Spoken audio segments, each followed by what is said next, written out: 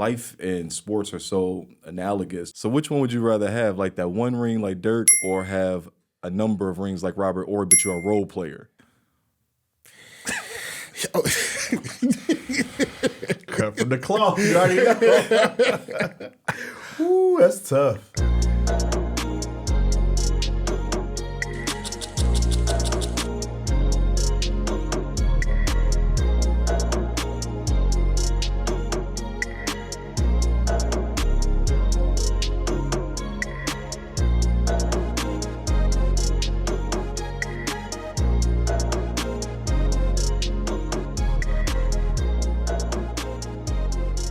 Today's song is going to be Trophies by Drake. And I was listening to it on the way over here this morning. I just sent y'all the text message like, hey, this is the song that we're going to be discussing today. And it's like, if you really think about it, from such a young age, we've been conditioned to kind of chase trophies, whether it's sports, elementary school, grades. I'm not sure if you guys had like the perfect attendance award at y'all's school. Yeah. Yes, sir. Like the honor roll, all those things. And it seems like as you get older, you're still chasing trophies. Just trophies are just different, right? Whether it's, well, I guess we'll get into what those different trophies look like as we get older.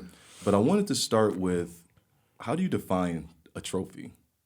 And then what's your biggest trophy that you've received so far? Well, that's a little bit layered. I know, right? I know. Yeah, let's get to it. Let's get to it. I would say a trophy is like, it's something that shows you achieved something, I would say. I guess the biggest for me is because recently I got a master's degree, so I guess that diploma or the degree itself is the trophy. I mean, it's like in a china cabinet. So like, I guess like, it is the trophy itself. That's what I would say for me. All right, Q. Yeah, I would say it's the proof of, that you won something, the proof that you conquered something. So for me, my biggest trophy right now, I'll say, and mine isn't necessarily, I guess, physical. I'm going to be more whatever. As expected. Yeah, I guess that's become expected. Right. But mine, I would say, is the communication level that's in my house right now with my kids and my wife. Like, just entirely, like, what we have inside the house right now, we fought for that. So that was a hard war, I feel, last summer is when we was really trying to lay some groundwork on communication. From seeing us try to, like, dig at that, and feel like we were taking, I won't say some losses, but it just wasn't happening, as quickly as I wanted to, or necessarily in the way I wanted to. So it was a little, like, hit some bumps and some roadblocks, but like now, like the level of communication that we have in this year, as opposed to even just last year, like that's a trophy for me for sure. Like we have a lot more conversations that we're being able to have with them.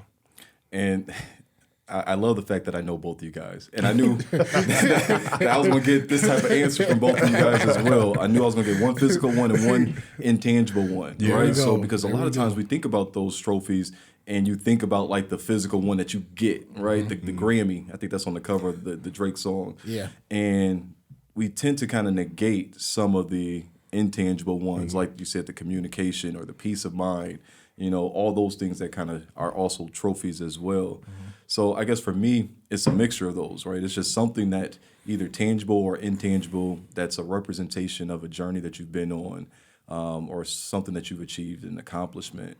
And I'll tie right into Portis's. I think my biggest one would be the degree as well, just because of what it took to get there. It's like a season, Yeah. Right, yeah. Yes. And it's so synonymous between, sports and life, where it's like, man, you go through the highs and the lows of something like a regular season, and then there's that championship at the very end, and you just hope that you're the one that's holding the trophy on. and not the other one. Man, we done all had them seasons where you walk it off and like you be that close. And man, that's the part that like, in sports, I guess some people learn to deal with it because some people don't. Some people don't do that well. But in sports, that's one of the things that kind of teaches you early. And transferring that into life is difficult because we all know, like, once the game stop and the team stop and that, when this is one-on-one with life, like, taking them L's can be a little harder. And learning, I guess, to re-up for the next season is like, man, that's a crazy concept. See, I never thought about that. Like, if you do lose in the championship round and then you got to get right back to it the next week, you might take a couple days off and like sulk, but you know that come October, you got to be ready to do the whole grind all over again. Yeah. You have to be like nearly addicted to that. I think because otherwise it's hard. It's hard to get motivated for anything. But you have to, if you're not addicted to the grind of that, or I guess like using the metaphor, like addicted to these more achievements and whatnot. I think that's why a lot of people end up stagnant in a way, because especially if you take a loss in the championship round, it's hard to then pivot, as we've said pivot, I think, on a lot of these.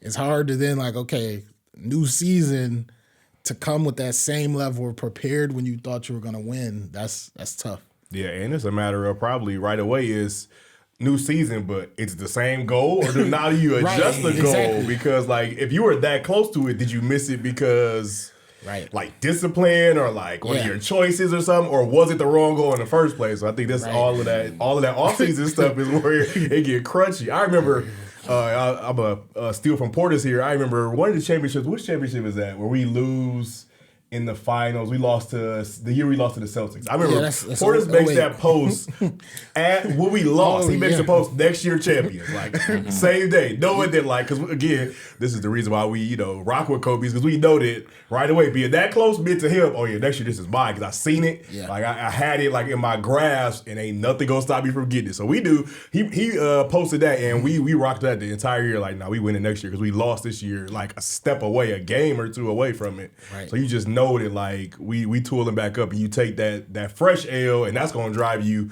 hard to anything once you kind of have that goal set in, if the goal is locked in. How do you stay motivated when we take those L's? Because I think it's a lot different too with like social media and stuff. Like, you take L's in life just in general, and people see it, but like, how do you stay kind of locked in to keep your feet on the path? It's not easy, but I think you have to understand how to tune a lot of that out. I think that's the biggest thing now, especially with social media. Again, we talk about it often. Like, you see people at varying degrees of success. You also have to understand that some of that is fluff for social media too. If you really looked behind the curtain.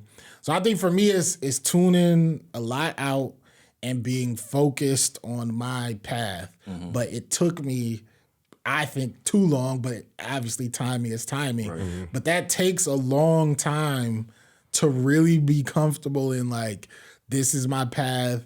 It doesn't matter who's in front, behind, on the side. Like, that's tough to do. But once you get a grasp of that, then what you see on socials and whatnot, it starts to not matter to you as much. Yeah, I think for me, once you realize some goals are harder to achieve than others. So if you got distractions, sometimes any minor distractions can keep you out from that, because some stuff has to be so focused in. So I think once you've done a task like that, like when you went back to school, you feel like because of the time and the difference, like the age and space, you had to like really lock in with that. Yeah. And like when you're doing your doctoral program, like you got to be locked in with that. So it's like once you see that like it takes that to do that, but how successful that can be when you do block everything out, you like, oh, well, I'll do this for any task. Like, because it just makes it that much more easier. Like, well, if I shut everything out, it's only me in the task. Yeah. So it's like, it's only as much time as it takes to get it. If I done set out to do something, I can do it, but like, especially without the distractions, it's just a matter of time. And it's all of those, we hear all the adages like the losses is the lessons and all that stacking, all that stuff. So it really is a matter of the journey and a matter of the time, especially once you learn to like, you can block all that stuff out. And for me, it's like having the right people in your corner as well. Like, I remember my first semester at Rock Valley. This is at one of like those low points. I remember I'm 21, just got fired from my job. I'm trying to figure out like, man, what's life going to be?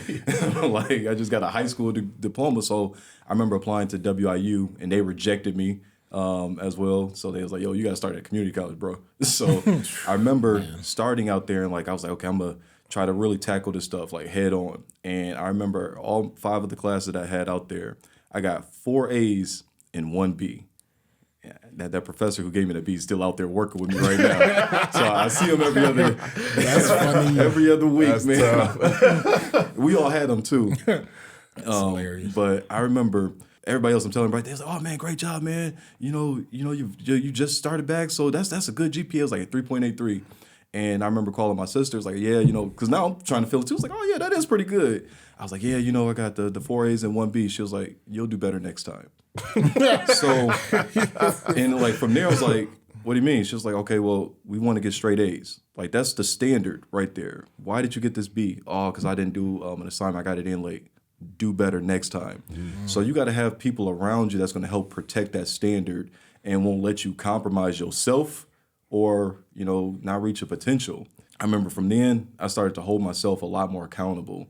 And then it got to the place where just even in different areas where if I feel like I'm going to be harder on myself than anybody else is. Yeah. So it's a little bit, I guess, easier for me to block out the outside noise because whatever they say, like you should hear the way I talk to myself in the gym. Like I said at the beginning of that 3-6 Mafia, that sipping on scissor, it's like, like that, because that's what I feel like you got to learn what motivates you. Right. Yeah. Yeah. And when you know that, it makes it easier for like you guys are saying to kind of lock in. But I guess when it comes to like these trophies, who defines trophies? Is it more so like us as individuals or society? Because society will tell you like you're supposed to be at a certain place at a specific time. Like Portia, you were talking about like the schooling. It's like, oh, well, you were X amount of years old, you should have this, or even with kids or relationships. Mm-hmm. I think, society does dictate that. Mm-hmm. It's just the reality of living in the world that we live in. Even before us, it was your goal is a lot of people, you start a family, get a house with a yard. Like it changes some, but society does dictate that. It's so easy to get lost in that. And I think that's what's changed with modern times. I think you are finding people who are like, okay, let me take a step back. If my pace is different. Mm-hmm. And I think that's obviously was healthy for me to finally assess that. But society does dictate it. And I know people who feel like they're under a lot of pressure, especially if you don't have every single thing, if you don't have a house yet or a family, they're like, that can wear on people. Yeah. And you get that, especially in our culture. When I go to a big family function, you ain't got no kids. Getting drilled. You got a wife. You got it beat up. When you gonna have some kids? Like that is like one of those things, and it starts to get to a place. It's like okay, like you would know already in advance if I had a kid. Like that's what I would think. Like the way phone tag goes in this family, you would know immediately. Mm-hmm. So stuff like that, especially I'm much older now, so it's a different scenario. But when you're younger, it's easy to like, even me talking about it, I can like feel how I felt at that time. When you don't have a lot going on or you don't feel successful, you just kind of try to like laugh it off a little bit and whatnot. But pressure does come from society, and then furthermore, your family and your community too. I wonder, do people be understanding? That's what I was going to ask. I was going to say, so are we deciding? Because I feel like this is something that we're the leaders, we're the uncles and the dads and the teachers and the professors and stuff. Exactly. So how do we manage? Are we saying that that's a level of unhealthy, or like how are we managing how we kind of push that off into the next generation, or how we deal with them? Because I know I'm always kind of asking, as far as my kids, look, my decision was, you got to be doing something. Like, you got to be on the way to something. But, like, I told them right off, look, you like basketball, you love basketball. But if it ain't basketball, then it's just got to be something. Like, what are you interested in? Because you have to be doing something. But that's the same with music. A lot of people always ask, are your kids into music? Like, they like music, but basketball and sports just took a bigger chair. And so I wasn't going to force music onto them. The same way I didn't force sports onto them. It kind of was whatever they were doing, but not necessarily setting in those like hard societal norms, but just knowing that you got to be on pace to something. Man, and then just a quick side note, having one of the best musicians in the city as your dad, man, having access to that, and then, still choosing, another path. That's admirable, For sure. And yeah, he actually, so we did a little bout with music. He played what was it? Clarinet, I want to say. he did band and like really didn't make a big deal out of it. So I didn't either. So like we both was kind of, we talked about it a few times. Like he talked through some skills and stuff he was learning. I'm like, okay, cool. Like I'm trying to like be enjoying from a distance because I don't want to do too much. And then we went to the band recital. It was pretty cool. It was definitely a cool experience. Like, cause he was on a different instrument and like, you know, I didn't play wood instruments or trumpet or anything like that or note pressing instruments. Like as far as keys is very different. Having that structured instrument, Porter can tell you from playing, you know, his saxophone days. Like, for sure. It's different. So I'm like, man, he had to understand at a level that I specifically don't necessarily understand. So it was pretty cool. And then he was like, well, you know, I'm kind of over it. So I'm like, all right, well, I wasn't going to push him on it because he did it. He decided it wasn't necessarily for him. Maybe he'll pick it back up. Maybe he won't. But it was pretty cool that he even tried that out.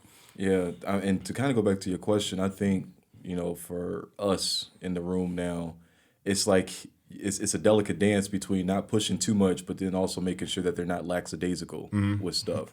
So like like for me, and just to be completely transparent, like I'm not sure where my son's path is because, you know, he does have like some challenges. So my job is to just expose him to as much as I can. So anything that I'm doing creatively, like he's in the control room right now, right? Yes, so sir. He be in here when I'm filming other stuff, and I'll have him switch to the different cameras. So he's doing that. He's coming with me if I'm doing any like repairs around the house.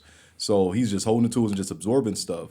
So it's just to kind of expose them to as much as possible, but then like you, Q, you know, understand that they got to forge their own path, but making sure that they're staying on a path, right? Yeah, You're not about to be in the grass somewhere, just sitting down. Yeah. Especially we got young men. Too. Yeah, and it's tough. Yourself knowing that because it is a matter of, and I think for me this is where I try to make sure that I'm not serving from my own experience too much because I do feel like I've been later to stuff. Like I didn't decide until later, and that did negate some of the early learning I could have done. So basketball I don't pick up until 8th grade, so I miss all of that early stuff. Music, I'm toying with, but I don't really honestly take that serious until really a couple years ago. So that's wild. And it is. It's wild. It's like think about the wealth of just like mentorship and stuff I've had. All the people that were trying for years and years to pour into me, and I'm only receiving so much of it. Like you said, I always stayed close to it, so I was close to it, but wasn't actively picking up on that stuff. And so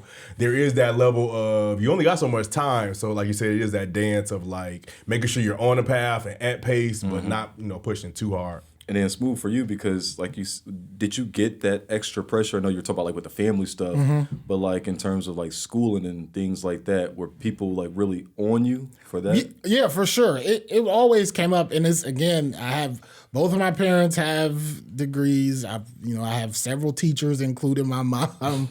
My brother went straight through all the way up through law school, and then it was like. It was like once the spotlight was on me, it was like, and some of that. It's funny because this came up in my staff meeting the other day. Everybody's asking, "How do you like being a teacher and whatnot?" And do you feel like it like ran in the blood or something like that? And I avoided this for as long as I possibly could. I always knew it in the back of my mind. So as you kind of said, I always made sure like, okay, I would do a little bit at a time to make sure I'm still close to that. But it was just always like, man, I can't be a teacher for 30 something years. It had to be a different way. But I eventually had to get there in my own way. And I think some of that was even in my place in my family, I had to take that time for them to understand, like, I am me and I'm different than everybody else. And there's a push-pull with that. It could have went smoother. I wish that I would have just, me and Q used to joke all the time, like, it got to a certain point that rather than always trying to load up on classes, if we'd have just took 2 a semester, we would have been done sooner than I actually got done. Having that mindset of just like, I had to show everybody like I'm a little different than everybody. And eventually everybody came around, and of course, we never know the ultimate timing. So of course everything worked out how it was supposed to go. Because as we always say, if you're not really prepared, if I would have ran through college and just, okay, I'm going to do this, but my heart wasn't in it, I couldn't really, even is with subbing and whatnot, it really wasn't until these last 2 years being at the building I'm at now is when I really like got passionate about this. Okay. Years ago, I would have been able to do it, but I would have burnt out quickly. Like it would have just been over. Now this really made me gain like a care for it all and like trying to both be better for myself and the students. So this had to go this way. And I think it's the understanding that is tricky. Kind of switching gears just a little bit because I mentioned earlier, man, life and sports are so analogous. You know, in the NBA, everything is about like how many rings you got. So which one would you rather have, like that one ring like Dirk or have a number of rings like Robert Horry, but you're a role player? Cut from the cloth. You already know. Ooh, that's tough. I will say, I think the easy thing to say is Robert Horry because if we all subscribe to that, it's like it's better to be a part of a winning team, even if it's not necessarily your time to shine. And then, of course, Robert Horry is legendary in his own right. So that's tough. Maybe that's not a good example. Right, that's what I'm saying. There. But with taking out the fact that he's like has all these crazy clutch shots, but as a person, and I think furthermore as a man, furthermore as a black man, it's tough not to want the ring as the star player. It's tough not to want that at some point. And it's not saying that you can't sometimes be the role player, but not to get one. It's like, are you gonna look? It comes to, are you gonna look back at life and be like, man, I could have done more. Yeah. I think you mentioned that on like one of the previous episodes about like not wanting to look back and see that you didn't give it your all or something like that. Yeah, you went in the driver's seat like that's a tough one because it's like you want the more wins, especially I think coming from that black male perspective, you want as many wins as possible because they told you how many times you weren't going to win. So it's like, I'm looking to get as many wins as possible. But as we get older and sharper and wiser, it's like, man, wanting to be at the helm of that, like wanting to be able to control that. Two, I think about also for you and I, and then even Porter's as well, because he is, pouring into people in his life too. The thing about sometimes being that person in the driver's seat is like, now you get to teach that because now you got to do it. Somebody watch you do it, and now you can teach somebody else how to like make that climb as well. So it's one of those. Sometimes I need to know how to do this because I got to show somebody else how to do it too. D-Wade, LeBron. Exactly. Yeah, for sure. Yeah. Yeah. I think, I'd want to be the guy too, But I think when you look at like our team, collectively, man, I feel it's more like a comparable to like the Warriors, like with Steph, Clay, KD. Agreed. Where at any given time, like I think you want to be on a team like as well with like some winners. For sure. To the point where anybody at any given night can give you 60. But dude, like the rings or the trophies define greatness to you guys? Does it define greatness? I mean, I think define is tough because there is, we talk about all the time that there is something in the failures. There's a lesson to be learned. That might define you a little more even. But it is, whether it's tangible or not, at some point you want a sign of progress. There has to be a sign of progress somewhere. If it's a trophy fair or whatever that may be, you want that sign. That's like my first thought about it.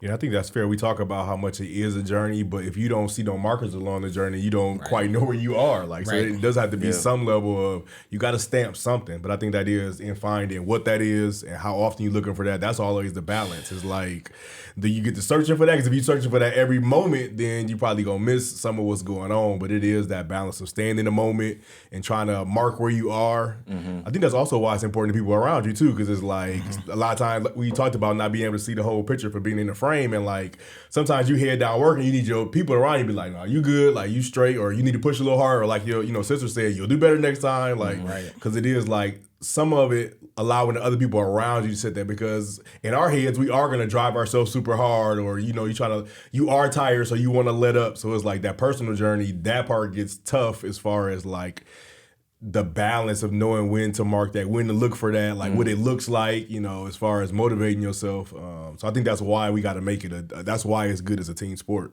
Yeah, and having people around you who walk that path as well, like you were saying, whether it's mentorship or just other teachers or coaches or whatever. Yeah. I think about like when I was in my doctoral program, I remember the first class I had, the professor, she got up there and said, all right, I want you to think about this dissertation or this whole doctoral process as being a journey cross country. She was like, if you're driving across country, it's going to take you a long time to do it versus like flying.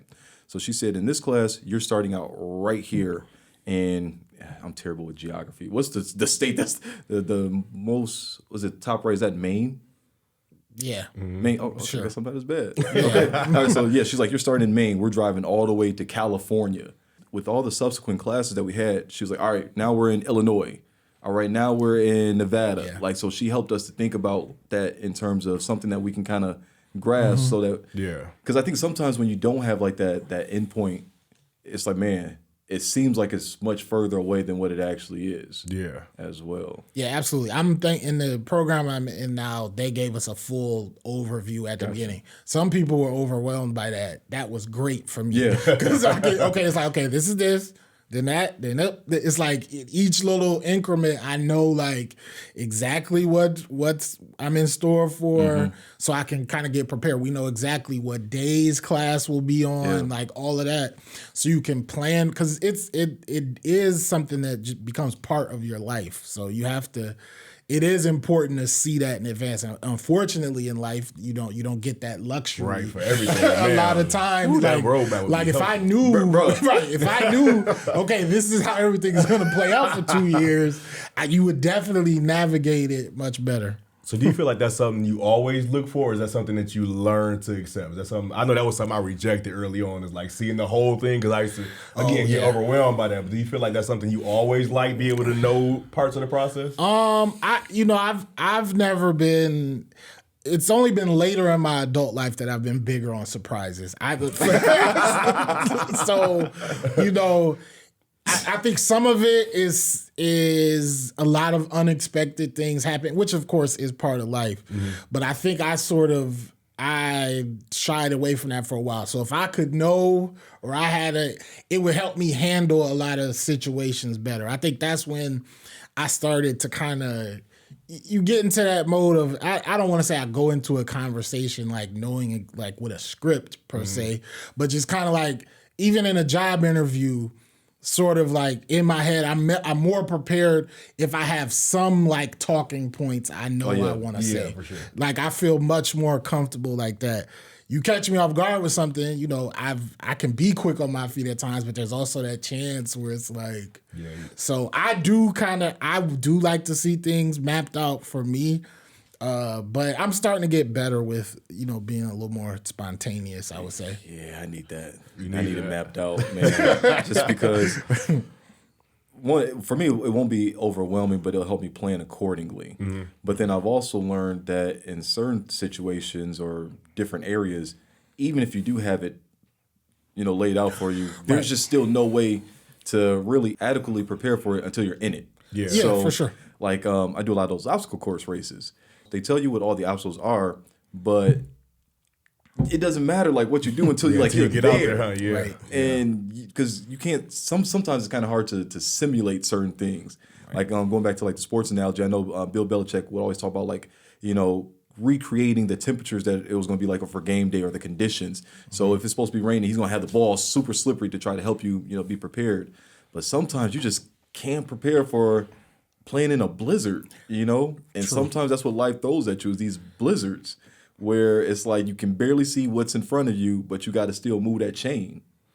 Yeah, absolutely. You have to be ready to go with the flow, and that is really what the last few years have taught me. And again, I know I've explored that more too, but there's certain things that no matter what bit of planning or what I thought, I didn't know it was going to go like this, but it's been the right path. But it's very easy to be stuck in what you think you want to do. And so even if I do want to plan things out, but once you kind of get in tune with that, this is a river that's flowing away and you're just on it, I think it does take some humility for sure. Yeah. Because sometimes it's like, I don't think that's what I want. But if you see it through, lately for me, if I see it through, it's always been the right choice. I don't know why that just reminded me of, like, all of us were in the gifted program, like in middle school. And when we talk about being able to, like, really think on your feet, study habits, and, like, handling complex, I think the gifted program, and then just life in general, because there was a lot of life lessons there. Right. I feel like that helped me to, I'm trying to think of, like, the best way to say it, but, like, there's something in knowing, like, back then, I'm not the smartest one in the room. Right. There's definitely something in knowing that. And then also being comfortable with myself, because it's like before you get to the gifted program, you scoring top. It's real easy. Like, and I think, and that's why how you end up standing out. Because they're like, well, wait a minute, what's going on here? But yeah, that is not everybody can stand to not be the smartest person in the room. And obviously, this is a little bit higher level of intelligence that we're talking about, but it does take a lot to feel like that's cool. Even like that's the thing. As much as we kind of slacked off with school, I always tell people none of us ever thought it was okay to be dumb. There we go. Like that's the thing. I don't want to try too hard, but the idea, like that, I can't get this. I want somebody to look at me and laugh, or like, and I used to always feel bad, like when people would like struggle with reading, because I remember, because at home I was made to read at such a young age. Yeah, for sure. So you hear people struggling to read out loud. I remember being so like surprised by that, because I'm like, do you not at home? Does no one? And obviously I've learned now over years. For some people, it was absolutely no. Absolutely not. So yeah, it was never, I'm glad it was never cool to just be, because, again, I don't want to be, as you say last time, I don't want to be one of those back in my day people, but it's like, now there is not a lot of stock in like, oh man, I could finish this math problem or math sheet first. Like, you don't see a lot of those. Even like in elementary, I can remember like wanting to finish like vocab first, okay, I wasn't the spelling bee person, but if we did one in class, I want to at least be in the finals. Back to the last round. Like I don't see as much of that these days, for sure. Man, because when you talk about like the little math things, I remember us having minute math tests. And I used to fly through them. Yes. And it's like, man, you get really big-headed that way. And then once again, getting slapped in the gifted program. Yeah. Where, there's a trophy that I want to get. But I know every day I show up, no matter how much I bring to the table, Tyler Kerr's over there, right? He's about to clean the clock, so he's about to clean all of us up. I think it's a difference for us, well, for me, as opposed to you guys. You guys come in at 6th grade, so I had them since 1st grade. So it's like, y'all come in, I'm like, hey, let me, the lay of the land. These are the kids that are they're a little different. We can compete with these kids right here, but these few, they are different. And it is just like, one, like spending that much time with those kids, you realize that some of them didn't have regular lives. So you start to feel for them like, man, books is way more, important to you. Like when you go into the crib, that level of pressure is on. And then, on the adverse, we see it kind of come back around, because a lot of them did go to Ivy League, and doing the stuff that they did because they, they were along that path. But it's like, we also are sitting the table right next to you, and anything you could do, I can do it. So I feel like that's definitely one of the lessons that we grasp from even being in that, a part of that program, is that like,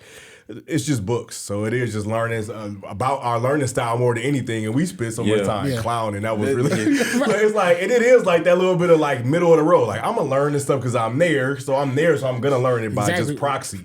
But I'm going to have a good time because my friends is here. And like I found some friends, we chilling. So like we ain't going to get in a whole bunch of trouble, but might as well have a good time. Yeah. So kind of shifting the conversation a little bit. Do you think that we value like visible wins more than just real impact? Well, I think in the gifted example, that wasn't, people probably would have thought we were doing well at all or taking any of that in. I think back then for sure we decided like, okay, we learning it, but if that doesn't mean I have straight A's, that's okay for us. It's like you kind of get that. Sometimes I wish I would have looked at that differently. Now in adult life though, it is tough if you just never have something to show for it. Yeah. And I think a lot of people struggle with that because it would be hard for anybody, but especially if you're someone who's had like a drought. I imagine that can be a real lonely place to be if you don't feel like you've got to win in a while, especially if you keep trying. Yeah. That would be tough for that. At some point, there's never a time like everybody's sitting down to celebrate you for a moment. That would be tough. That would be tough for sure. It's like you got to get some layups in. Yeah. Maybe you got to go to the park and play with some 7-year-olds. right. I think that's that Charles Barkley in Space Jam. Yeah. I got to get out here and do something. I got to get out here and see. Like, that's real though. Hold on. You said something. I'm trying to remember what you just said. It triggered something for me. Okay, yeah. You was talking about like, sometimes you have to have some of those victories. But then do we get into a situation where we're in the participation trophy, That's one thing I was going to ask about when you were first talking is where are we at with that? Should everybody, you're the sports team. Yeah, right. I have a story. That is tough. I mean, if you got a story, you can go ahead. That's one that I'm trying to weigh because being in sports and being in young sports, it is definitely shaping the athletes, and I'm not sure better or worse. Because I was going to ask you guys, have you ever achieved a trophy that you just weren't proud of? Like it's a recognition that people value, but you internally didn't value it. And I'm thinking back to, and of course your memory is going to be probably better than mine on this one. I'm thinking back to maybe like freshman or sophomore year in high school. Our football team went 0-9, and I got the offensive MVP award. Indeed. Indeed. That is a wild analogy, but I do have something to piggyback off that too. So I felt like on the football team, I felt like I did show up. Like I think I gave my best out there. For sure. Yeah. But then what is an MVP on an 0-9 team? Like how do you even... I'm not putting that up somewhere. Because somebody saw that we got slapped by 63 points by Boylan. That's tough. But by definition, you were the offensive MVP. But what does that say? I think it says it amongst your peers. That's why it's peers versus everybody. So versus the entire league or whatever, as a team, y'all weren't, excelling, but individually, especially amongst your peers, and that's a team versus an athlete. So Auburn is always going to have a team stock full of athletes, and amongst those athletes, you were the one who showed up. Even though we getting our head busting every time, you the one putting some stats on the board. Man, if I was the coach, man, we not having no awards banquet. Awards banquet is canceled. 0-9. It's like, yo, we about to have a potluck. Yeah. Y'all just show up. Right. That was the thing about like celebrating that. I think is what was tricky. And I guess the banquet is not really a celebration. Well, I guess it is. Was. Yeah, it is. Family came out. There's a picture. I'm gonna post a picture too. Yeah, that's tough. And what I was gonna say about our years in sports or whatever is it's crazy because the way culture is now, like if I'm talking about like I tell my students like, oh, I play football or whatever. They're like, oh, what was your stats? Where's your huddle? Where's your match? I'm like, thankfully it was none of that at that time. Like, man. And, I'm not a person that's going to like sell myself up. And I always just say like, I was good. I started all the years. I was good enough for that. best I could have did was like some D3 looks or whatever. I sat in the little meetings or whatever, but I was just out on it at that point or whatever. And you know, they're like, wait, so they have all these things, even at the freshman level and this and that. They know whatever about a tackle, and they be asking these sorts of questions. And in the end, no matter what I say or how I talk myself up even a little bit, I still got to come back to, on varsity, we went 0-9 both years. I have to. And it's tough because they are up right now. And they playing, you know, they stand on the shoulders of what we did. We would stand on the shoulders of, you know, the ones before us. And it's like, man, they are playing so much better. They're achieving so much more success. And I feel like it's probably two sides of the coin. So had I been knowing stats in real time, like they would have definitely added an amount of pressure. But it probably would have been pressure to perform as well. Because I feel like that's one of the areas for me, for sure. I practice hard as hell. I always, in season, out of season, I didn't play football because I was so dedicated to basketball year round. Always training, always in the gym. But then when the lights came on, I'm trying to play so safe and so I made it through them years and my stat line looked buns. I remember I was talking to one of my friends and I guess they have a thing. They were going through some of Ott's like greatest players or whatever and kind of they could see everybody's varsity total. And they were talking about such and such is at this number and such. I was like, oh no, I'm not even sure. I probably shouldn't be in that book at all because my varsity numbers, like junior year is the year after I skipped out on playing up sophomore year. So junior year I don't play. There's games I don't even touch the floor on because we're senior heavy that year. And then senior year I only play half a year. So like my varsity numbers are, if they're even there, they're terrible. But like again, put 4 years in, that's some of the most learning I've ever done for basketball, and that is the space that I teach basketball from, is that time that I had with Ott, but on paper, buns. Yeah, and it's one of those things like you kind of take that's where like the lessons and the losses really come into play because like you really do have to have a different mindset to know that you're getting like knowing that you're about to go out there and lose. But still got to put forth your best effort. That was a lot. I mean, it's one of those things. The joke is like it was building character. Right. It did. It definitely did to be a part of that. The culture that was unfortunate. But it was still, I think, even the people who would like kind of joke or talk down. I think we all were respected for actually going out there and doing it because the one thing we didn't have a shortage of was people coming to the games. Like people was still showing up to these games, and it's still like, you know, there was an appreciation for like, okay, them the people that'll actually go out there and do it. Yeah, and I think as former athletes and former people who've been a part of that, what you learn is that like it ain't easy. So whether you have a culture of winning or losing, showing up every day is hard. Practicing every day is hard. Like competing is hard. Competing with hundreds, sometimes thousands of people at the stands is just That's hard. true, because it wasn't like we wasn't following like the schedule. It wasn't like we wasn't practicing every day possible. I spent so much time at Auburn. I could have lived at Auburn during them years. And it's like you just understand that that's part of the culture of it. That it is not all tangible. Of course, you want to have the wins, but it's not always there, and it is just as hard. Dang, but man, that was some rough years though. Shout out to the city being up right now. That's awesome. And that's the thing. I love to see that. I try to show up to as much as I can because it's wonderful to see. Yeah, for sure. Before we wrap up, I want to do like this really quick game.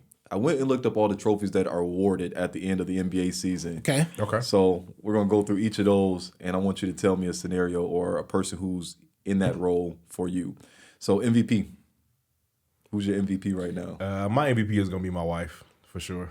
Right now, and we just had a conversation because she didn't realize, she might have realized, I don't know whether she realized it or not, but like she just covered a major blind spot. And like she was the for sure MVP for that. So a week ago, just this past week, I spoke at church. Yes, sir. And, test time. Test time. And sure enough, there was a part of that test that I did not prepare. So right now, I consume books via audio. So I'm always listening to books. So I hadn't really realized that as I was like studying the text or whatever, I hadn't actually read the text aloud. And so I get there day of, not even thinking about it. Like we're getting ready to start and she like, I'm gonna read for you. I'm like, all right, not even thinking of it. And like I'm standing up there, I've been introducing everything, and as I'm giving my intro, she gets to the first scripture and she reading, and I'm thinking in my head, I hadn't practiced saying none of this aloud. Like I hadn't been reading Bible names and Bible terms out loud. I was like, man, the little bit of nervousness that was there to speak, I've been in church all my life, so I wasn't super nervous, but like in that moment for her to be reading them tough words, she teared through it. She killed it. I'm just sitting there like being able to gather myself in a moment where I probably would have been stumbling over words or whatever. And like, man, look, she covered my blind side that I didn't even see in that moment. So shout out to her. Appreciate you, man. Yeah, I was watching a live stream for it. And like, not only is she serving as your MVP, but like also your biggest cheerleader, because her mic was on before you got up there. So like when they introducing you, like you can hear her, woo, like cheering and all that stuff. Yeah, so she played MVP, probably Coach of the Year too. So I'm gonna give her a dual award for sure. That's funny. I know this is not how the game works, but I'm gonna modify it. I'm gonna have to give a collective MVP to my support system as a whole lately. There's been too many different things happening in my life, and everybody has like came together for that. So I appreciate you all that are a part of it. So I'll say that for that one. I don't know if I'm gonna be able to dance out of all the rest of these, but we'll see. Man, tap dance boys, man. You good on the feet, bro. Yes, that boy loud in the feet. Yeah. I knew Q was gonna go with the wife situation, so that takes me off of having to do that. So I'm going to say me. Like I would pat myself on the back. Yeah, I thought that. I did. I thought it, but I said no. Let me not, man. I'm glad we all went the way that we went. So for myself, just being up here in Rockford like the past year, work has been kicking my tail in terms of just moving into a new position, the workload that I have, all these additional things I keep adding to my plate as well, and then just kind of handling those things on the work side, but then also in the personal side with a lot of these side projects that we've been trying to get done. We've been talking about doing this podcast for like the longest, but to finally be able to bring that to fruition, and then we have a lot of stuff that's getting ready to get announced very soon as well. So just seeing like all this work that's been going on behind the scenes. So I pat myself on the back for just staying diligent and just kind of seeing it through. Major salute for me. That's dope. Defensive player of the year. What are you protecting right now? I'm protecting my kids right now. They both are in a very different but equal space of like learning, especially when it comes to basketball right now. So we had done some changing programs with my oldest, and now he wanted to go back to the program he was originally with. And I nothing against him. Every program that's had my kid they have been amazing to my kid. But it's just been about his personal, journey of growth. And so we had spent some time just he and I kind of working out, and we just in a better space where I was able to allow him to just make his choice. So that was his choice, is where he wanted to go. And this weekend he played really, really well with them. But with my youngest, like we came out of another program, and then it was some openings, but I'm like, man, with him, I don't want nobody to have him right now. Like I love the way he's learning the game, and he's learning from me in real time. My oldest kind of want to make his own way, and then we kind of comparing notes, and he'll listen to what he feel like is valid, and that's the way we move right now. But with my youngest, like we can be in real time. A play happen, do this instead. He'll go and do it, and then see it happen. So I'm like, man, that and his friends being able to pick up on that from me, being the voice that they hear, I was like, that's important to me. And so I'm keeping him close to me. So there's been some other people who definitely have show interest. Like they see the potential. So do I. Like I have eyes. But I'm like, y'all can't have him. Like y'all can't have him. I can't let him be in nobody else's program right now. It ain't no knock on nobody. But I was like, this one I want to build brick by brick. So I am defending that from the other voices right now, while I kind of shore up his foundation. And then, I'll let him go out and work out and do whatever as he see fit. But, like, that's who I'm defending right now, for sure. Man, I was watching the highlights that you posted over the weekend, and, like, Kai is going to do what he does. Yeah. we know what time it is with him. Yep. But watching those highlights of Micah, like, he's a dog. Like, I was watching one of them clips, he, like, pulling shorts up or getting back on defense, so I thought he clapped. So, like he going to be a problem. And it's that right there, is that he has that dog in him, so it's, like, being able to feed that. Because it's him, and he got two other with him. So, Roman, Noah, and then there's another couple kids, too, that, like, they activate each other. So, they get turned up, and they ready to go. So, I'm like, oh, yeah, I'm ready to lead the charge with that. Because having some dogs like that, you just got to be able to. you got to feed them. So look, a lot of people at that age aren't necessarily teaching that as intent because they are younger. But I'm like, nah, we starting now. We putting that in now so that they have that, when they get older. All right, Smooth. I would say, especially these last couple of years, I've been trying to protect my peace the most. I have to make a conscious choice to do a lot of things for myself because it's not natural for me. I think some of that is how I grew up, the position in my family, responsibilities that came on intentionally and unintentionally. It's just not natural for me to always want to do what's going to make me feel the best.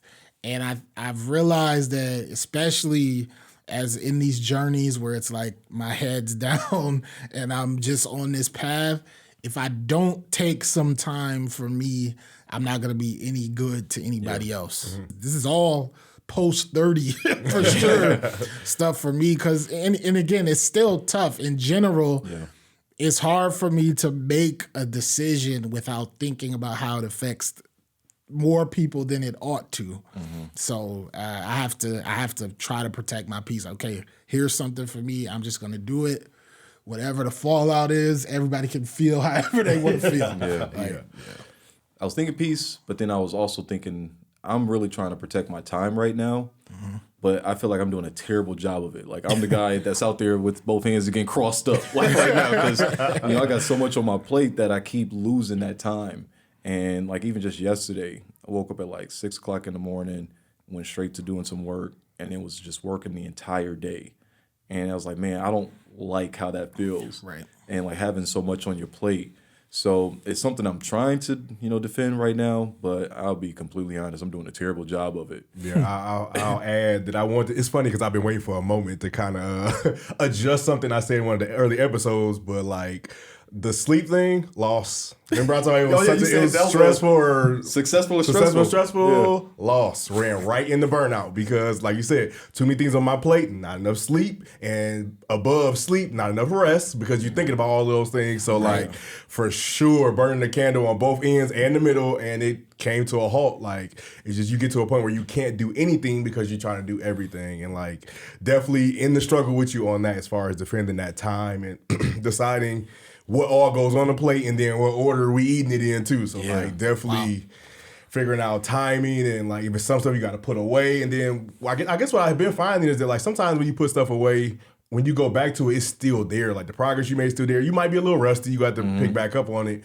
But it's hard not to feel like I'm going to lose it entirely. But man, if it ain't the season for it, all you doing is adding it to your plate. You ain't going to be able to consume it. Yeah, and like you said, I love that you just said the seasons because once again, my mind just keeps going back to these basketball references where it's like, man, during certain points of the season, maybe like the star player is out, so now your workload does have to get picked up, and you got to realize that's just temporary, but that's the way that you need to show up right now. Yeah, right. And then hopefully you'll have some support coming, down the line.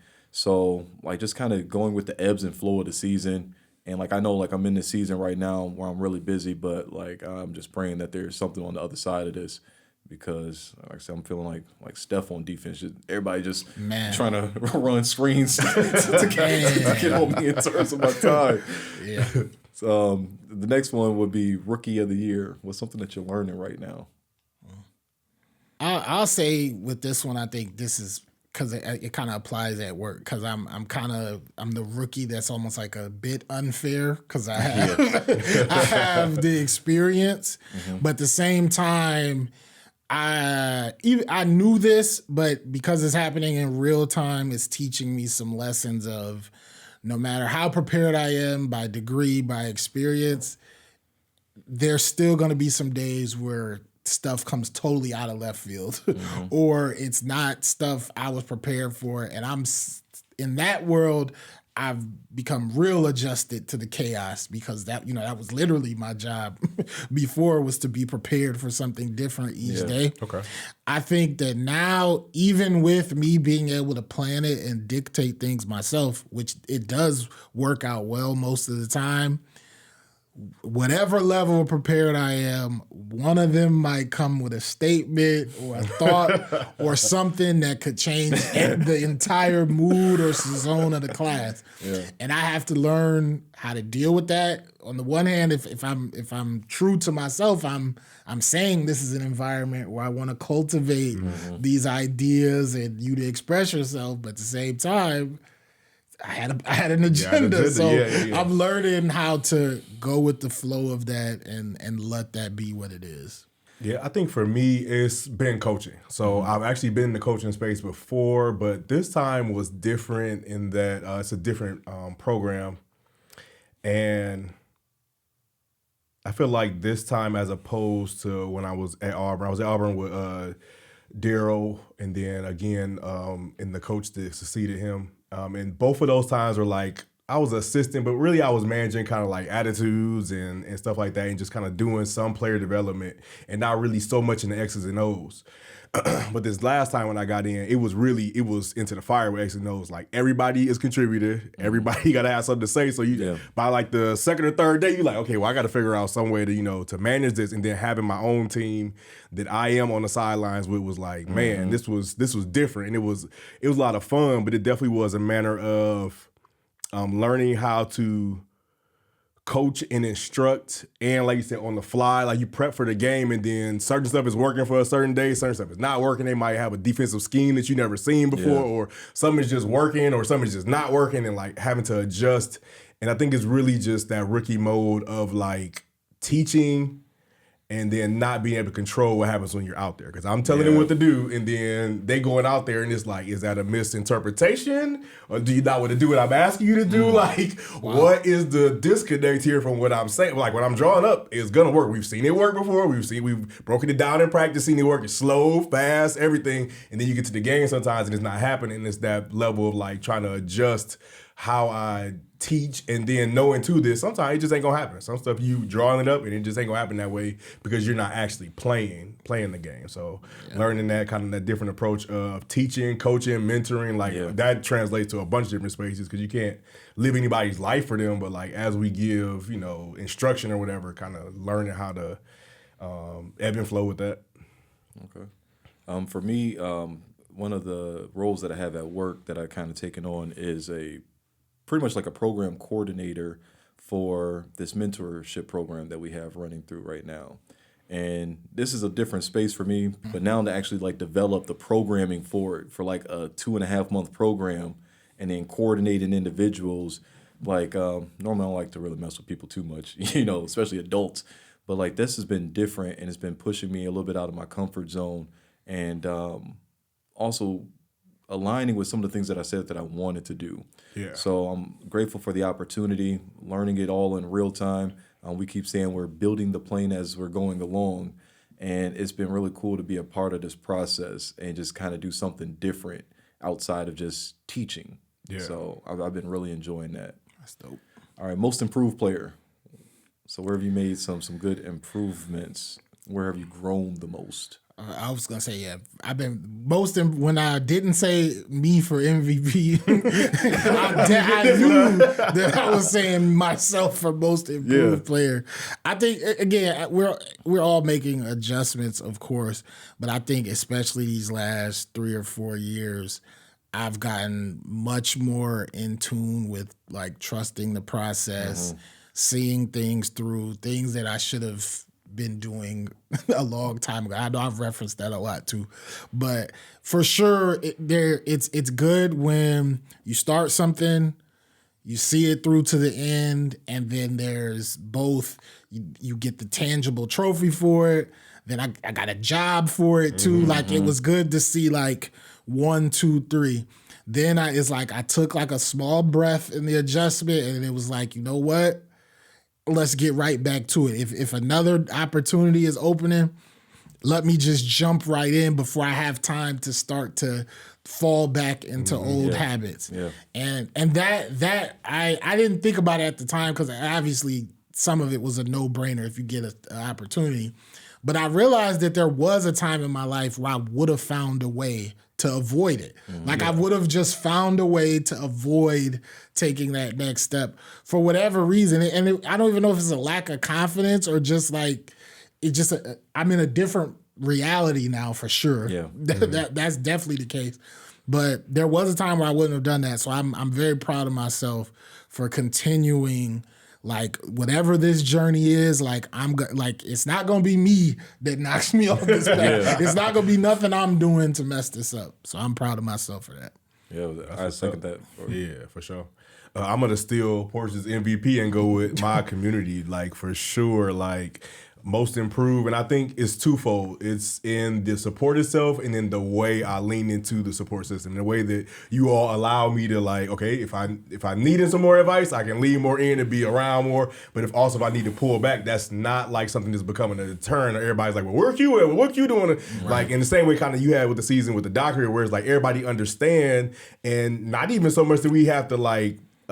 Announce or say what's going on. It's just being okay with the support system needing to be where it need to be, and then falling back sometimes where it does, and then also just in the ways that I have been able to grow in discipline and in doing stuff like that has largely been from my support system, like gaining from you all's insight and learning to listen to my friends. Like before it would be I'm listening to like figure out, I'm probably still doing this. Like, I just want to hear y'all out to make sure, like, ain't no red flag. You know what I'm saying? But, like, I probably really have already decided. And largely, y'all do that. But, like, now it really is, like, I know for sure there was some really, really big ones that I was dead set on something, and then because 2 or 3 y'all said the same exact thing, I was like, well, I guess y'all can't all be wrong. Right. I remember there was one big one that my therapist, and then at the time I was still single, my therapist and my 2 best female friends who are platonic, they were all saying the same thing. And I'm like, I'm going to tell y'all this. I'm going with what y'all going with about, like, here's this caveat. If y'all wrong, I've never listened to y'all again. So y'all better be right, because all 3 of y'all say the same thing. So I'm going to do it just because y'all say it, do it. Because I don't want to, like, I don't see what y'all see it, but, like, y'all see it, so I'm going to let y'all see for a bit. They were dead on. I be to a T, and I was like, oh. Okay, so I feel like that's where I have improved the most, is that now it's not just me checking to see if I should or shouldn't do it. I probably know that, but it's like definitely listening to that support system and like being able to actually use it for what it's worth, for what it's, there for, and like definitely being the better for it, for sure. That's what's up. For me, it's been just creating systems. So with all the things that are going on, like I have to have structure, or else I feel like if things are just too scattered, too many things are just going to fall through the cracks. Mm-hmm. So creating systems to try to help me in this season of being extremely busy, so that I'm making sure that everything that needs my attention gets the attention that it requires. Yeah. Last one. 6 Man of the Year award. That always has a connotation because of the song. That's funny. 6 Man of the Year. That's interesting. I'll go first then. I would say maybe that'll spark an idea. Yeah. So of course I'm going to go with my wife this time. Okay. She's like James Harden off the bench with OKC. Like, you got somebody that can come in and just kind of hold everything else together. Like, it's okay for the starters to go chill for a second. Like, the game is still in good hands. So she's been able, once again, throughout this like really, really tough, difficult, time-consuming season that I'm in right now, to kind of help keep some balance. So, since I didn't say her in the I'm see she waits to see the entire episode, so I just shout her out. Right. I would say I'm gonna say 6 Man in the sense that it's kind of been surprising to me is some of my coworkers. I think we have our like weekly meetings with like our small group. And that's been, even a couple of them I already knew pretty well, but over the course of the year, and then like one of them is in my school program with me too. It's been great, like being able to like lean on some people in a way. I'm one of those people that don't like to ask for a lot of help too, but everybody has made it like a comfortable spot. And I think everybody understood kind of the unique position I was in too. Mm-hmm.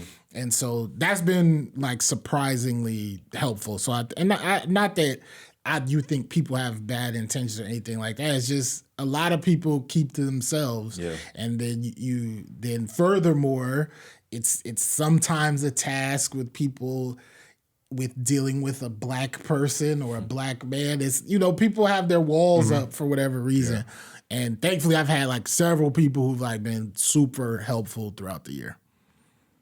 That's what's up. I'm gonna go Jefferson girls basketball staff. So like they invited me into that staff and pushed me right right away. I was like, okay. I remember calling. So the head coach is what would that be like?